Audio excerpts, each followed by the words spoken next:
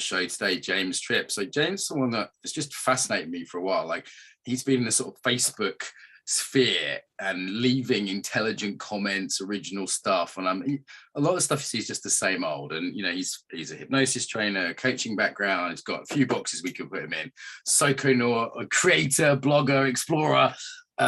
Just seems like an interesting guy in the coaching space, which is often full of bullshit. So James, welcome.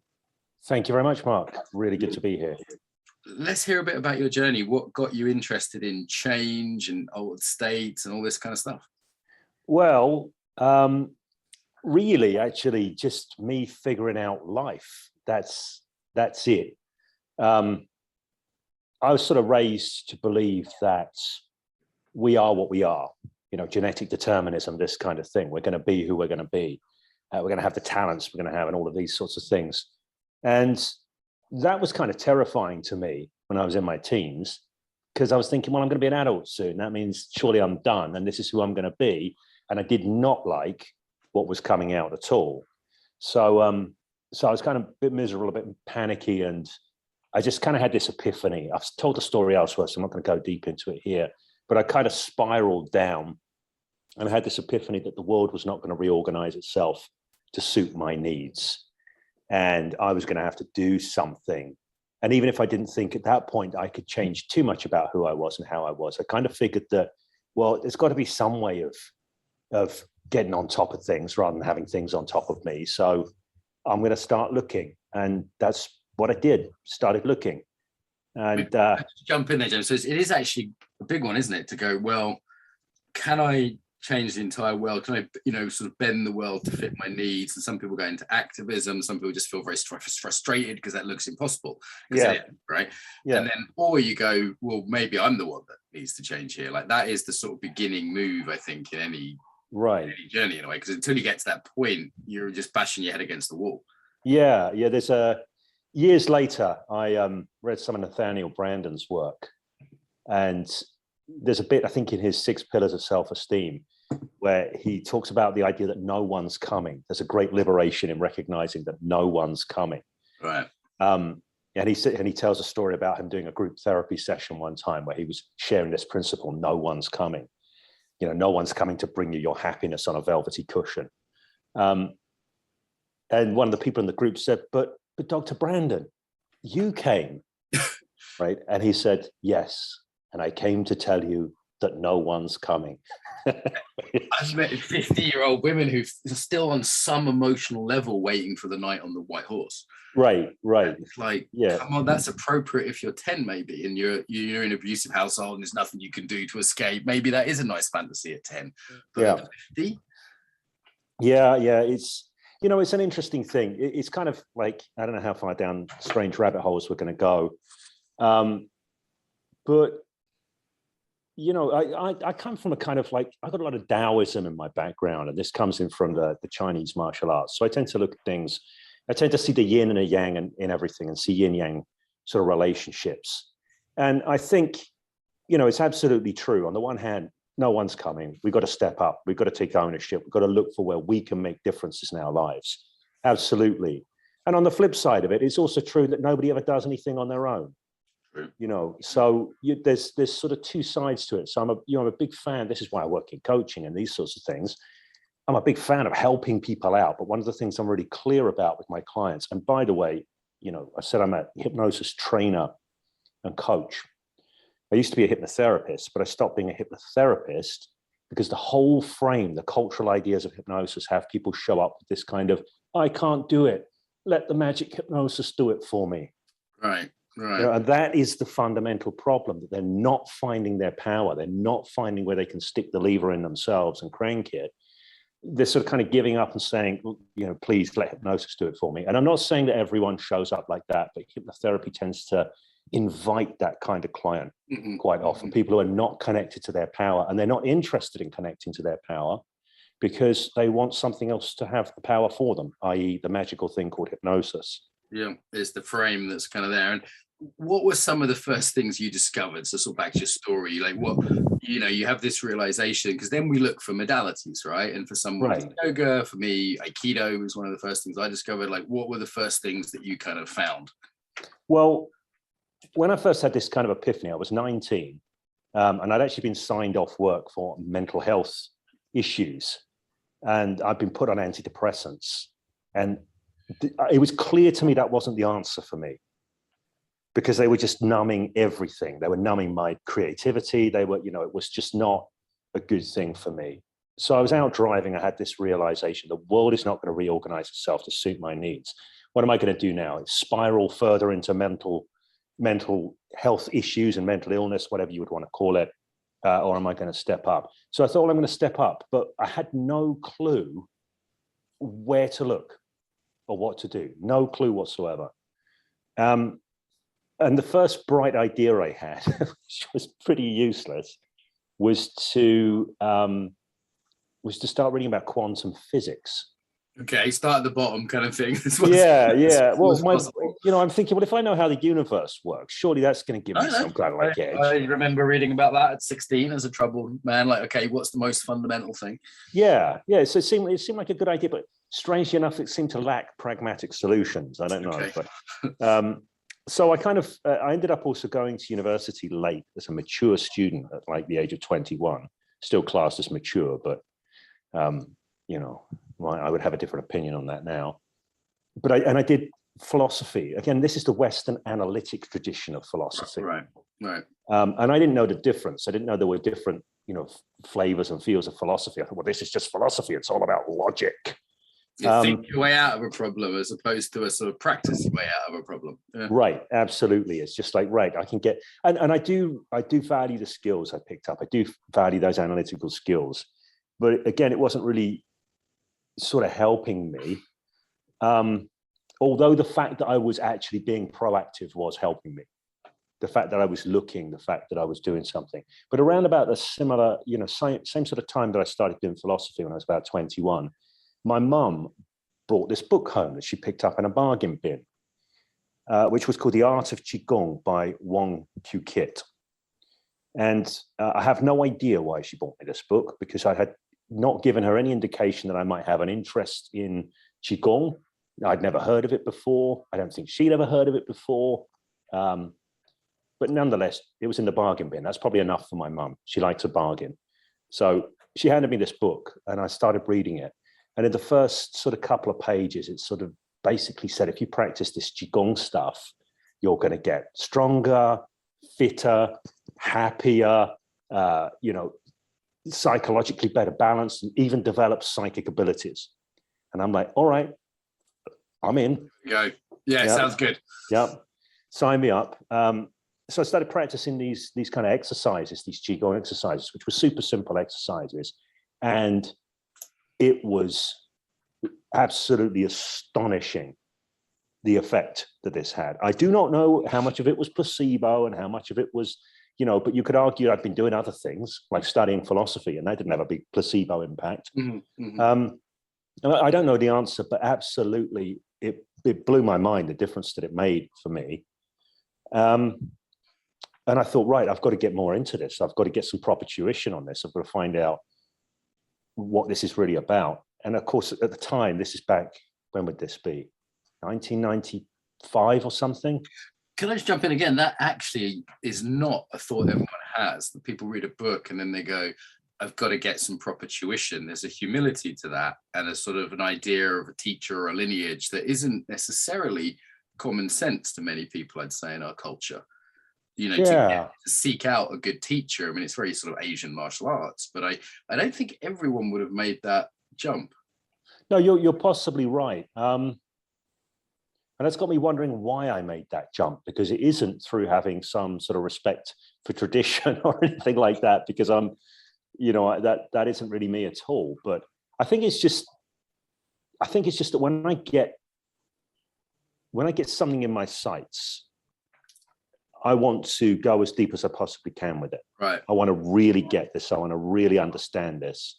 And I was pretty clear that there was, I think it said in the book, now I'm thinking about it, it mentions, because it's written by, a Chinese Kung Fu master and Tai Chi master. And he's going to advocate for getting proper tuition. So maybe that's why I sort of sought it out. It might have been seeded by the book.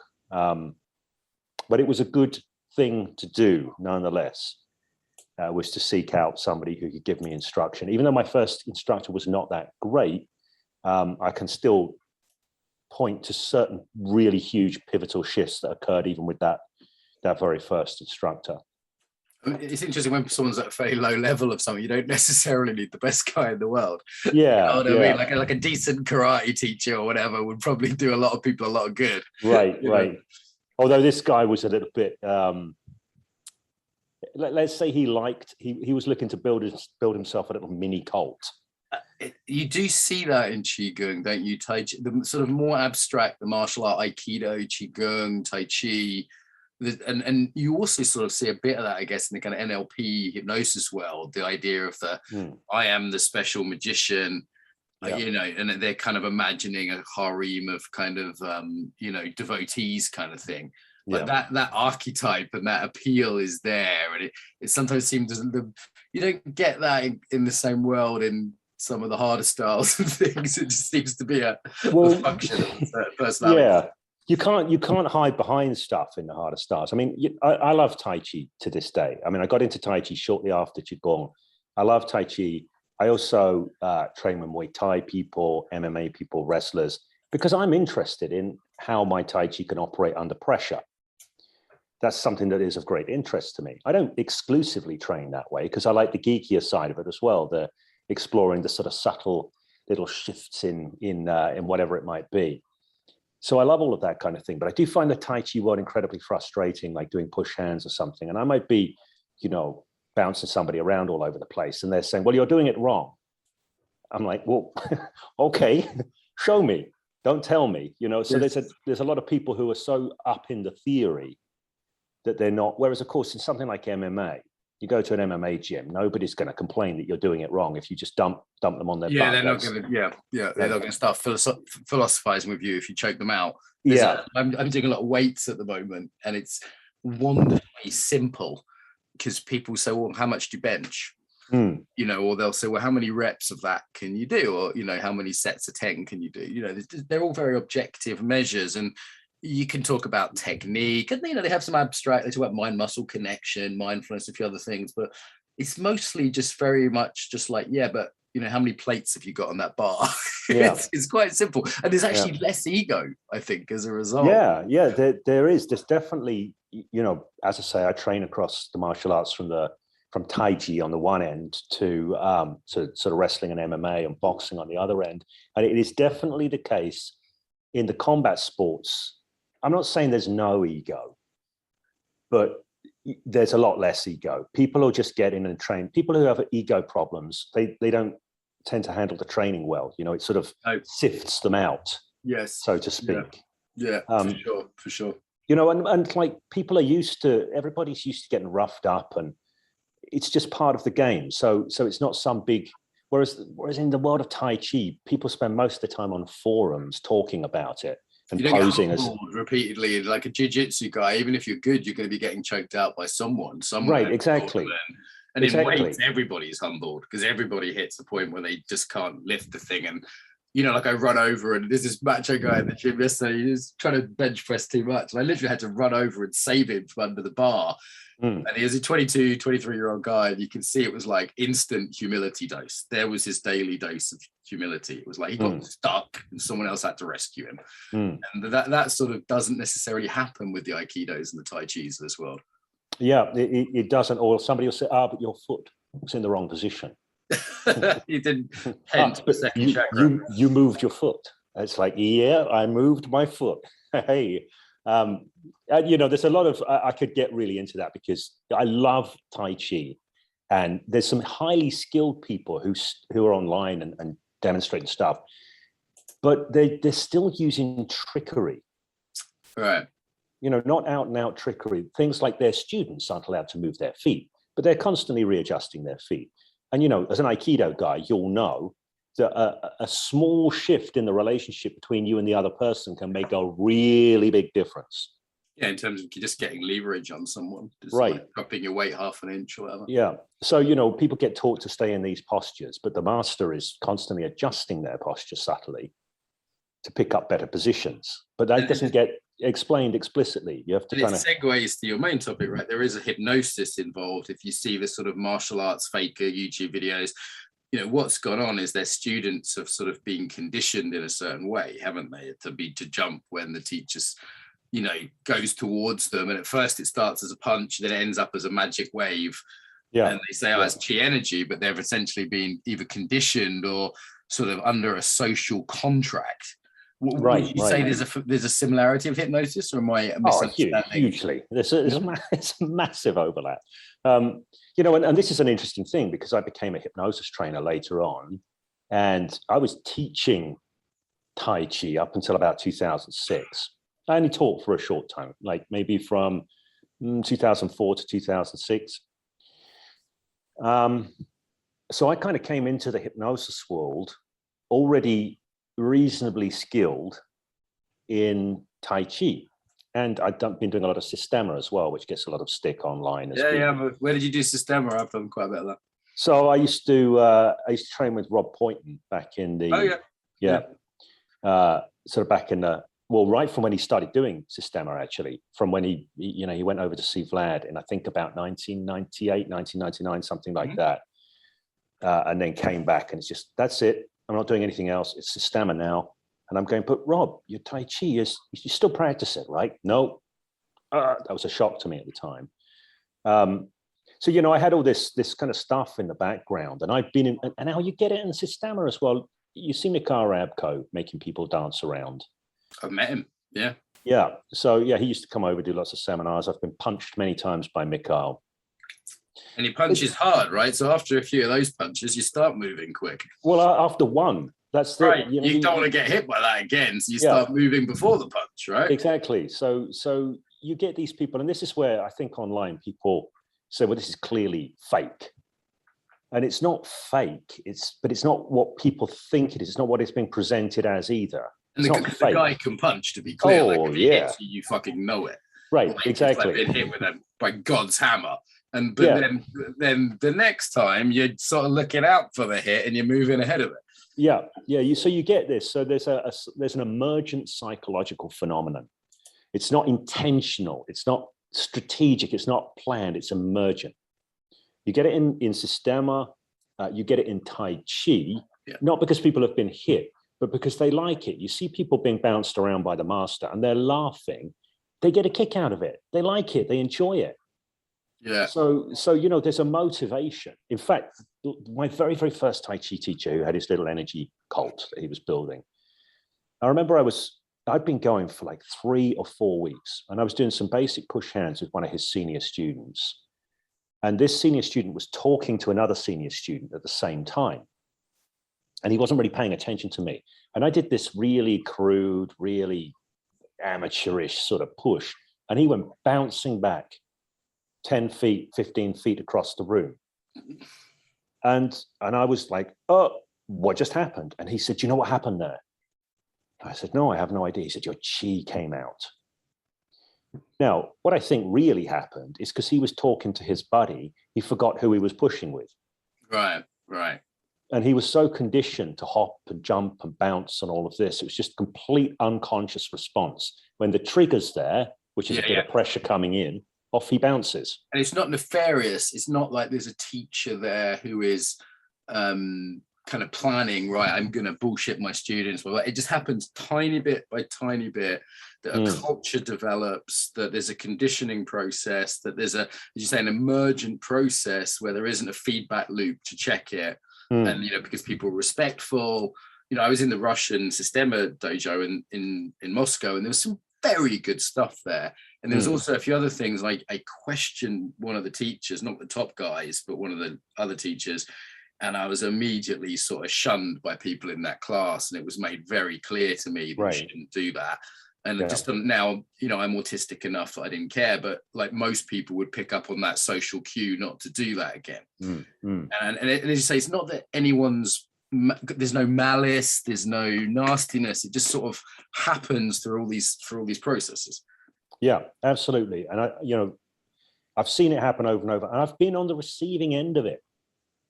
In a sense, I've never said this kind of publicly before, and I want to say before I say this, that the person I'm about to speak about, I respect massively and believe has an incredibly high level of skill, which is Vladimir Vasiliev. So I used to train under Rob Point, and Vladimir Vasiliev would come over a lot. Mikhail Rabko would come over a lot. The last time I trained with Vlad, I've been doing Sistema for a few years, and I'd picked some things up. First time I trained with Vlad, he seemed magical. He could do all manner of things to me, and I had no clue what was happening. But after developing some sensitivity, some awareness, and various attributes, I became able to know what was happening and therefore do something about it, neutralize it, these sorts of things, as they would say in Tai Chi. And I found myself in a seminar, and there's 50 people there, and Vlad had pulled me up to demonstrate something. And I could easily negate what he was doing, but I didn't. Because you're in a seminar, and Vladimir, I've interviewed him, smart guy, lovely guy, heard nothing but good things about his character. I've had top martial artists say he's one of the most skilled martial artists I've ever trained with. Absolutely. I'd love to train with him myself, but nothing but good things to say about him. And he is not, like anybody else, I imagine, immune to some of these processes. Best will in the world. Because like, you don't want to embarrass the guy. You're kind of, he's trying to teach. I want to help him teach. What he's teaching is valid. So, of course, yeah, all of these things are absolutely true. And again, I do want to re-emphasize there, and I made that point intentionally. I do not want to diminish what Vlad does, because he's absolutely brilliant at what he does. Yeah, and I've seen how shocked. There was one German aikidoka who was a good friend of my teacher, and he was into this sort of key stuff in a big way, and people were flying all around for him, and I was just in a really bad mood one night, and I just went, I'm not having any of this bullshit. And I would just thought, I'm going to be the nasty person that doesn't jump. And I didn't, and I clocked the guy on the head a couple of times, and you could see him, like his world, and people looked at me like I'm the asshole, and I'd actually done exactly what he said, which was hit me on the head. And it was an awkward social position. I had, my teacher afterwards is like, why did you embarrass my friend? And this guy looked like his world had been shattered. Yeah. I wondered how afterwards he justified it. Because people can, right? They'll say, oh, my chi was off that day. Or I've seen the Dillman guy say, oh, he could have pressed his tongue to the roof of his mouth and that nullified my thing. There can always be a justification as well, right? If you are the one guy in 100 that is sort of socially inept and decides to do the non-hypnotic thing. I think that's absolutely true. And I think this is where I'm kind of different in the world of martial arts and Tai Chi. These days, I do what I call open source Tai Chi. So I have a network of people who are highly irreverent towards tradition and highly experimental in their approach to things. And we solve problems. And we might use input from other teachers. So we'll often, like, one of the things I do a lot is I analyze YouTube videos. I go, what's this guy doing? I put it in my iMovie, I slow it right down. I've got enough of an eye to pick up a lot of it. And it's like, okay, so, and then I go and play around with this with other people. We figure stuff out for ourselves. Why was I saying this? I have no idea why I was saying this. I was saying this for a reason. Let's connect this to martial arts, the sort of fake martial arts. It's a whole genre on YouTube. People sort of seem to love exposing, as it were, without really looking at the interesting psychology, actually. Yeah, and the fact that some of these people, there's always this, is it fake? Is it real? You can get a cult, and you can get this emergent behavior where people over-respond and overreact to highly skilled people. Those people often have to be skilled to build the cult in the first place. If there's nothing there. And there may be skills that you cannot develop in a competitive training environment, let's say a Thai gym or a BJJ gym, just because there isn't time and subtlety, and there isn't the sort of the training methodology to develop certain skills. Right. Absolutely. And then there's a different training methodology that is very good, but it's different and may end up in a very different place than, say, I spent a lot of time in Aikido, just someone would grab my wrist and I'd be like feeling their balance and their posture, and got very good awareness of other people's posture and balance. I don't think I would have ever got, doing kind of hard style karate or something. There just isn't the feedback loop. Yeah, I 100% agree, which is why for me, I hugely value the really kind of geeky Tai Chi sessions I do with my kind of open source crew, where we're playing with these tiny subtle distinctions and little refinements and stuff like that. You could never work it up in an open mat session or something like that. But then I like to go, okay, so I got this working with somebody who's like helping me figure it out and work it out. Now they can kind of ratchet up a bit they can cause me a little bit more difficulty. I can ratchet up further, but ultimately I'm going to take it to the people who have nothing but contempt for Tai Chi. Progression there, right? Like the guy who's helping you, the guy who is sort of doesn't know what's happening, but is sort of cooperative generally. The guy, and then you kind of getting to a point where I've seen jiu-jitsu guys do that. They'll learn a technique, do it with their friend, do it with a white belt, ask the white belt to resist. They'll sort of gradually bring it to a place where they can take it into their black belt sort of competitive game, but through a series of steps. Yeah, absolutely. That's what I like to do. And I think very, very few people do that in the world of Tai Chi. And I'm not having a go at anyone, because a lot of people are just interested in some relaxing exercise, or they're interested in the sort of like the geek side of it. And that's fine. That's absolutely fine. For me, I like to go, well, this is supposed to be a martial arts, so let's put a little bit more heat on it.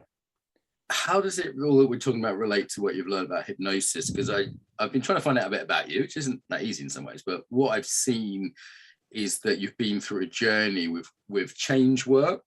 Like you've done a lot of change work and then given up some of it. I know you're a pretty high end.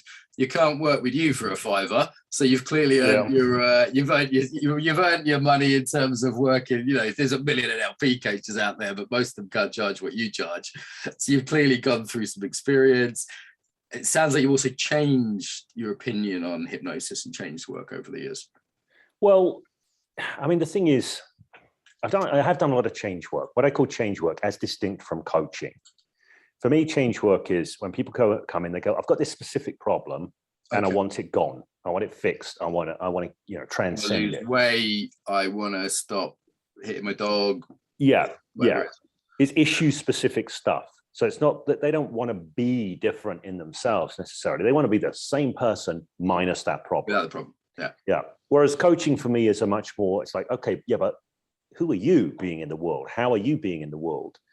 And of course, a lot of the time when people change how they're being in the world and how they're relating to things, many of the problems they have just sort of drop away anyway.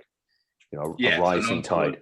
An ontological approach is a fundamentally deeper approach than just the problem solving approach. Yeah. So I prefer that kind of work, because it's the kind of thing it's the journey that I've been on myself since I was 19 and had that epiphany.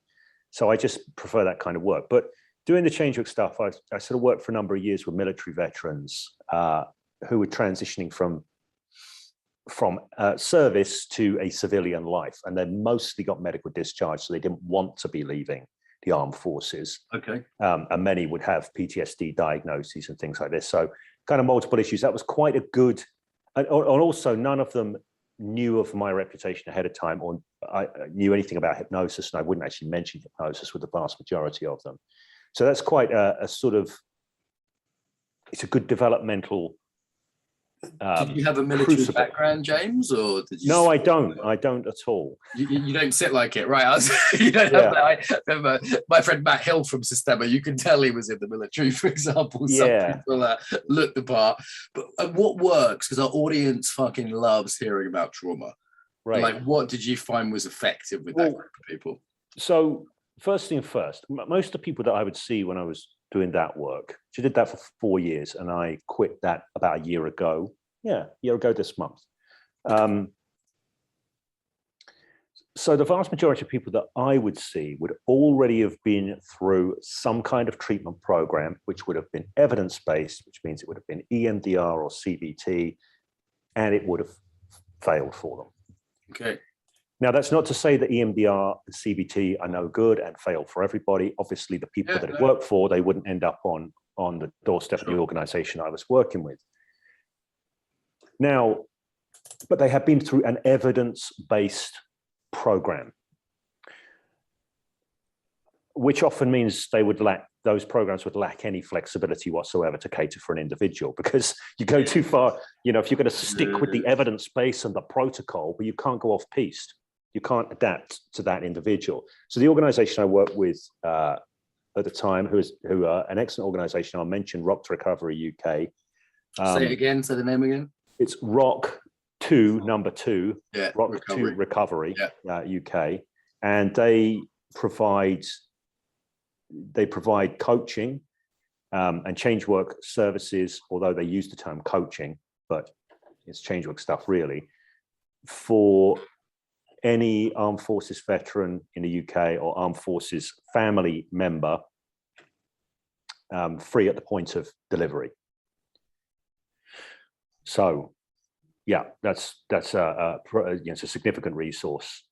And the ethos of the organization is to offer what they call the non-clinical solution. That means, we're not going to act like we're these experts that know exactly what you need to do and tell you what to do. And good with that group, in my experience, right, as well. It's to sort of say it's not that you're sick or you're weak or you're ill. Right. Coaching is a good frame for that group, in my experience. Right. And this is one of the first things that it comes down to. A lot of them have not been helped by a diagnosis of PTSD and have not been helped by the way it's been framed for them. And often come in quite kind of disparaged with some of the frames that they've been given, like ideas around coping strategies. And they're going, I don't want to cope with this. I don't want it. Yeah. I don't want to have to cope with it. So one of the first things that I would do in a kind of PTSD situation is I do a lot of reframing. So I'd say for a start, look, I'm not a psychologist. I'm not a psychiatrist. I'm not a counselor. I'm none of those things, right? I do this kind of like, look, my hands are empty. My label here is coach. What that really means is I'm a guy that knows a thing or two about how minds work, and maybe I've got something that can help you out. So I play this super, super humble frame right off the bat, because I am just this guy, and I am none of those things. So one of the other things I say is I don't really work with diagnoses. I'm not qualified to work with diagnoses or to give diagnosis, but I will give you one diagnosis. And that is healthy mammalian brain, right? And what people call PTSD there's another word for it, it's called learning. Yeah. Right? So an adaptive, healthy brain learns from experiences. You take if you take a cat, you dump it on a stove, it burns its paws. Next time you show the cat to the stove or show the stove to the cat, it reacts because it learns something. That's what a healthy mammalian brain does. It learns and adapts. They're highly adaptive. Yeah. So, I've been working with military vets. I say, if they've got PTSD from battlefield issues, often there's some what we call complex PTSD from upbringing stuff beforehand. But I'll say, I play a lot of frames. Say, so you've got a brain that's adapted for a particular context. Right. Hypervigilance, Afghanistan, not a bad idea. Exactly. And that's the point I always make. So, so tell me what this is like for you. And they give me these. I say, so you're not particularly kind of laid back or chilled out. That's what you're saying. And they're like, no. And I say, so if you were laid back and chilled out in the middle of a firefight in Afghanistan, how would that work out for you? And I'd be like, well, that would be pretty crap. Right. So you have an excellent adapted set of behaviors and responses for a particular context. Trouble is, you want to take your kids to McDonald's. So, and then there's a recognition that you have a healthy adaptive brain, this point that it's adaptive learning brain. And I would say, and you still have a healthy adaptive brain. So the trick here is for us to figure out how you can adapt beyond this, and you can. So once they start going, oh, I'm not sick. They're in a learning frame, not a pathology frame at that point, right? Yeah. So a major thing is pulling people out of that pathology frame and into that learning frame, into that recognition that there can be difference and there can be startling difference. So, and often I do a little thing because, doing NLP stuff, hypnosis stuff. So often during the first session with somebody, I would get them to think of an embarrassing memory. And when they think about it, I go, so as you think about it now, you get kind of, how do you feel? What do you experience? You kind of like, and they go, oh, I feel embarrassed or I feel a bit cringy.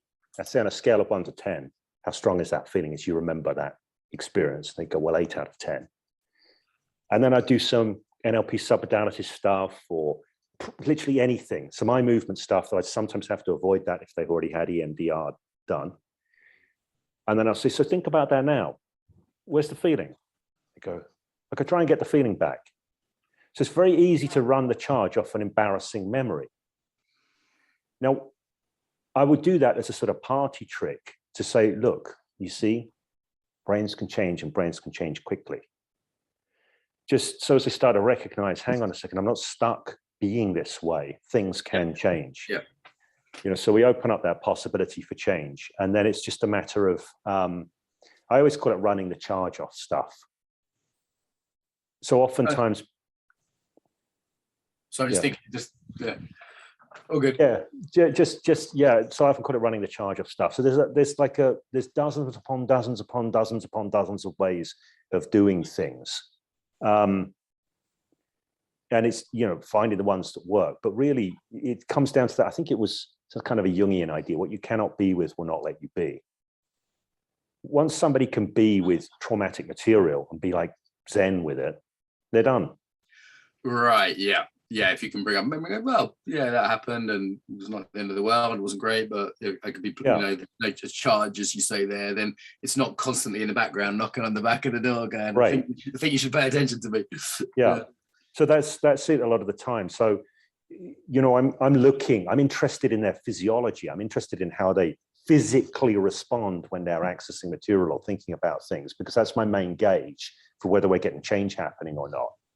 Yeah, if somebody comes in, talk about it. Yeah, can they talk about when they were talking about it before? They're starting to go wide-eyed and tight up in the chest, and you know, and it's like, okay, there's our marker.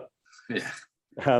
And if at the end of a session they're talking about the same thing, shoulders are down, breathing's deeper, it's like, you know, maybe it's not. So anything I can do to get somebody to that kind of point, and sometimes, I mean, you know, I don't know too much about what you do and the embodiment thing and all of this, but I'll do a lot of physiological coaching. Yep, sounds like some similarities. Yeah. So, you know, I'll do things. I'll shift people out into peripheral vision. I used to work in the corner office at on the 5th floor of Edinburgh Napier University block here in Edinburgh. Is it where you're based, Edinburgh? Yeah, I'm in Edinburgh. Yeah. So you look out one way, you see the Pentland Hills. And you look out the other way, you see the city and the castle.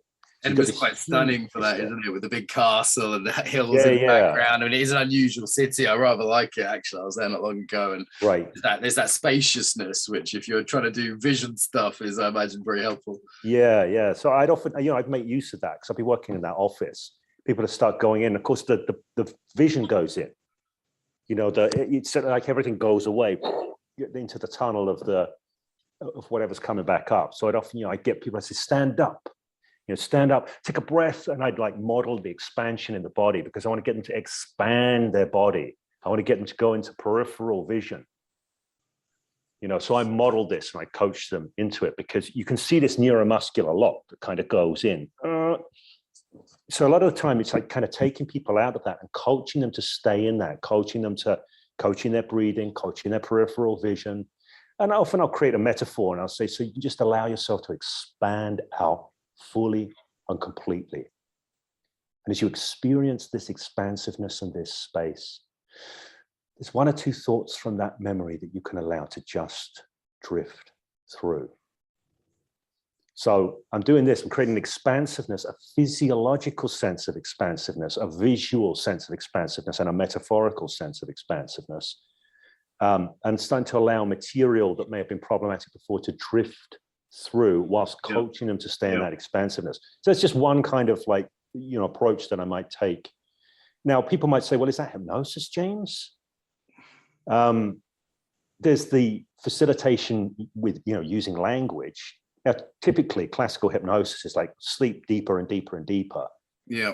That's a metaphor. Deeper and deeper. Right? Yeah. Well, who says that's the only metaphor? And is it the most useful metaphor? Right, like expanding out and out and out and out and out is another potential one. Right. You've certainly got the creepy hypnotist voice, though, James. I mean, that was the you know. I tried. Trance. I saw something on your website about trance-free hypnosis. What do you mean by that? Well, look, there's this old story. Nobody knows what hypnosis is, right? Hypnosis is a bit like art, you see, or even Tai Chi. People will bicker and endlessly online as to what is true Tai Chi and what's not Tai Chi, and what constitutes Tai Chi and what doesn't. And there's all these different schools, and yeah, there's a sort of shared history somewhere back and all of that, but people go off in different directions and do different things. So hypnosis isn't really a thing in that sort of unitary sense. Here is what hypnosis is, but people act like it is. And the classic idea that people have of hypnosis is that it is a particular special state that when you put someone into it or under it, they become unusually open to suggestion in a way that they would not otherwise be. Okay. Now, I do not think that there is such a state called hypnosis. I think, of course, we're always in one kind of a state or another. You could say we're always in one kind of a trance or another, because we're never experiencing the world exactly as it is. We're always experiencing it through whatever filters and perceptual sets we're bringing to bear upon it. You know, so if somebody cuts me up in traffic and I'm in a rage, of course, everything else about who I am and how I am goes away, and I'm in this rage trance at this point. So, I mean, even now you're being interviewed, there's a certain frame you're in as being an interviewer, interviewee, you know, there's a certain frame that's happening, there's certain things that are blocked out, there's a certain, you know, like there's a way in which I pay attention as an interviewer that I wouldn't, well, just chatting to someone in a shop. Like we're all in different mental states. Yeah, absolutely. Body states too. Yeah. So, but are there some that are a bit more suggestible, a bit more open? I mean, sure there are, but you could say trust. You know. Okay. Yeah. My wife is open to my suggestions because she likes me. Yeah. And I generally don't tell her shit that's gonna hurt her. Yeah. So of course, I think that people are more open or more closed. Their minds are more open or their minds are more closed, depending on the dynamics, the situation, all sorts of variables and these kinds of things. But I do not think there is a special particular signature state. And in fact, not only do I not think this, but nobody's been able to find one. Measuring brain waves or something like that.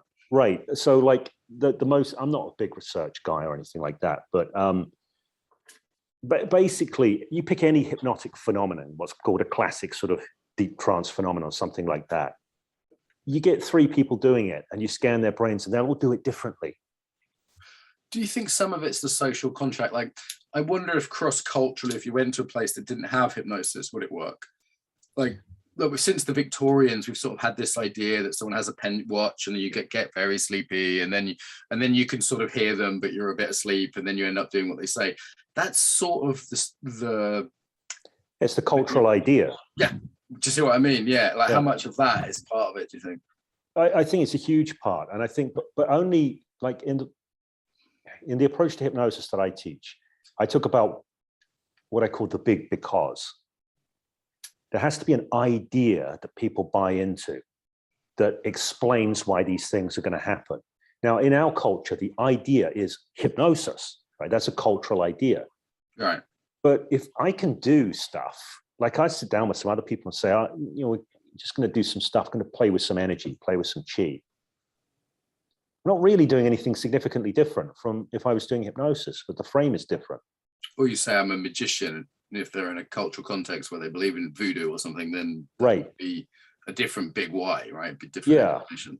And that's it. Like, as long as there's something that people buy into, a sort of frame that says, here's what's happening here, right? Hypnosis is happening. Energy work's happening. Voodoo's happening. Faith healing in America, like people are into that in a way, and they go, okay, this is faith healing, fine. You know, yeah. So if it's in a faith healing frame, you're still going to be using communication. Mm-hmm. There's still going to be ritualistic elements. Obviously, there are going to be different ritualistic elements. Nobody's going to be swinging a pendulum or anything like that, though not too many people do that these days because it's a bit too comic book. But naff. Yeah. What do they do these days?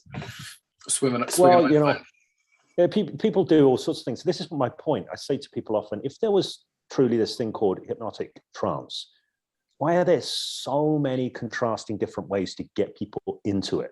So if it's not something you get into, what is it? Is like, because something's happening. People, give up Yeah. smoking, and they get, some people particularly seem to have very powerful effects. We've all seen the stage hypnotist that makes someone think they're drunk or whatever. Like something's going on. Yeah, something's going on. And I think what's going on, like, this is a very nebulous term, but I think it's better described as the power of the mind. People sometimes say, is hypnosis placebo? And I say, well, placebo is actually a form of hypnosis, but I'm splitting hairs. The frame is, I'm a medical physician, I'm a credentialed doctor, and I say, I know what's wrong with you, and you need to take 3 of these, and I hand over a packet. This is all a communication. Yeah, yeah. Right? I add meaning to these sugar pills or these chalk pills or whatever. I add the meaning. I imbue them with meaning. These mean medication. These mean wellness. This means a cure. Now, the placebo is the sort of, some people say, is the most widely proven medication because it's tested. Every single drug trial is run up against placebo. There's a reason for that. Yeah, it's not just placebo, it's placebo. Yeah, it's placebo. Placebo makes a difference. And even down to the point where whether the color of the pills they found make a difference in placebo Exactly. trials, and whether an injection works better than a pill, and a blue pill works less well than a red and white pill. I mean, it's quite specific what they found out. Yeah, so these are details of ritual. And this is for me, a lot of hypnosis is about, if you're going to frame it as something, it's about the ritual. It's about what is it that's happening here? What's possible? So in the approach to hypnosis I teach, the framing isn't always necessarily hypnosis. So if I'm working with the military vets, I'm not going to talk about hypnosis. I'm going to talk about neuroplasticity. I'm going to talk about adaptiveness. I'm going to say we're going to engage in some processes that are going to invite you to move your mind in different ways. I'll say something like this. They might actually have a bigger belief around science than they might have around hypnosis, right? Like that might be a more powerful frame for a lot of people today. Yeah, and it's certainly often less problematic. Yeah. Because if you take the cultural idea of hypnosis, a lot of people think it's about mind control. And there's some people that like to have their minds controlled and go, oh, yeah, please control my mind. I think there's a whole hypno fetish industry, but for a lot of people, mental kink. Yeah, for a lot of people, they don't want to have their mind controlled. Yeah. So if I say to somebody, look, we're going to engage in some processes. I'm going to invite you to move your mind in some different ways, and just invite you to notice the differences that you notice. They're like, oh, okay. And if they go, yeah, but why would that make any difference? Well, I've already framed it in terms of neuroplasticity. Neuroscience is a powerful explanation for people these days. I sometimes say neuroscience is the new God that people believe. Absolutely. Why not use that framing? Yep. We need to wrap up relatively soon, actually. I've just seen the time. Okay. Who are you mostly working with now then? It says on your website, don't knock on my door unless you've got $3,000, which I don't think is outrageous, but I think I first saw that years ago and thought it was a lot of money, but these days I have clients that are similarly that or more. Who pays you these days?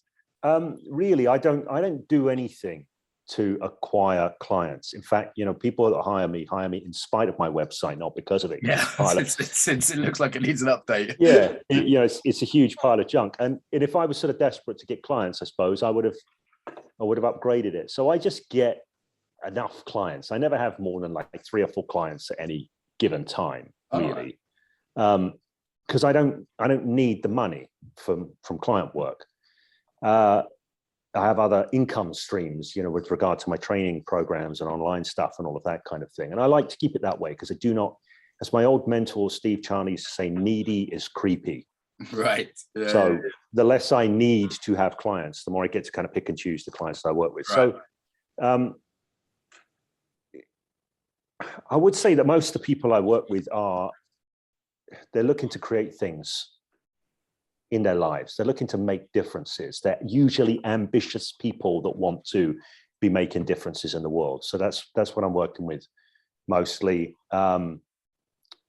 Mostly business people, self-employed, although I have one client at the moment who is an executive, an executive in a big charity in the UK. But, it's still people who have a lot of ownership go, these are the differences that I'm looking to make in life. And they're looking to get tooled up in being able to effectively move reality, so to speak, move the dial on things in ways that serve them. That's it, really. I know that's not that kind of niche thing that people are supposed to do. Here's you know what? I've but noticed there's a group of people who have been coaching for donkey's years that get all their work through recommendations. My coach Curtis, who just sadly passed away, actually was in this category. They normally have crap websites. Yeah, it's rest in peace, Curtis Watkins, for those who knew him. But he also had a crap website. He also sort of didn't have a niche. It's all the things that you wouldn't recommend to begin. There's two kinds of people that have crap websites: rubbish new coaches and really good old ones who have been around a while and don't need it, and they just do the work that's interesting. And as you say, when you can pick and choose clients, it's a nice situation, because you can come to every conversation like, is this actually a good fit? Like, is this actually someone I want to work with? And then there's the sort of the desperation's gone, and ironically it's better sales, because at that point you're the buyer, not the seller, in a way, right? You're like, look, absolutely, why would I work with you? And not in a fake salesy way, but actually genuinely, I feel like there's a point of maturity that practitioners get to where they go, life's too short for bad clients. Yes, absolutely. Time to me is hugely valuable. I often play this little game with people when some people have asked me advice about their fees.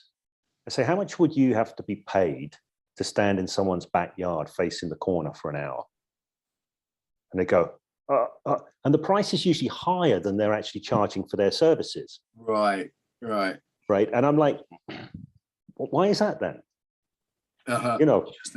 I'm not saying charge by the hour, but you do want to get paid for your time at least. If you're being asked to step outside of your life for an amount of time, and if it's something I wouldn't do for fun, then there's got to be other motivations to it, right? And like, in saying that, I do very much enjoy coaching the people that I coach. But I also want to make sure that I'm not going to go, oh, you're doing me a favor because I love coaching you so much, so I'm not going to charge you anything. So I do want to play, that game in my mind. Work here. I put on a shirt and I'm at work, and it's like there is a professionalism there. Yeah. And there is also, like, every opportunity carries costs. However much time I spend. If somebody just asked me if I would coach them on Friday morning this week, I'm like, yeah, I'm kind of hanging out with my Tai Chi buddies on Friday morning. And like, whilst I'm not being paid for hanging out with my Tai Chi buddies, I like it. Yeah. There's this thing, you want me to work on a Sunday, you better be paying well. But there's costs. And I've got a new secretary, a new PA, and I was just explaining to her my currencies. And I was saying, look, money is one, but ease is a really big one. Like make things as easy for me as possible, because that's energy for me. And then time is, more important. Like many ways, like I'm like, look, your job is to save me energy loss, stress, to save me time. It's not necessarily to book me the cheapest hotel or get the cheapest flight. That's a bonus, but it's not the main factor. Listen, we need to wrap up, James. People can find you at jamestripp.com. That's James, as you'd expect, and then Tripp. .co.uk, actually. .co.uk, apologies, double P.co.uk, here it is. So it is a horrible website, but it's got some good stuff on it, including your blog, which I'd say is well worth a read. So I haven't put anything on that for years, literally years. Good stuff on there. But anything you want to say to close, or to point people to, resources, courses? Not really. I would say, if you want to find me on YouTube, I have my main channel is James Tripp Chaos Wave, which is all things kind of hypnosis, NLP, guerrilla psychology, that kind of thing. And I've got my new martial arts channel, which is like mostly Tai Chi, which is called Flow Boxer. And I'm really enjoying making videos for that. On YouTube, yeah? Flow Boxer. That one. Okay. So people can check that out. I'll drop you my number there. If you're ever in Brighton, give me a shout. I do come to Edinburgh occasionally. It's a nice town. So hope we meet in person one day, James.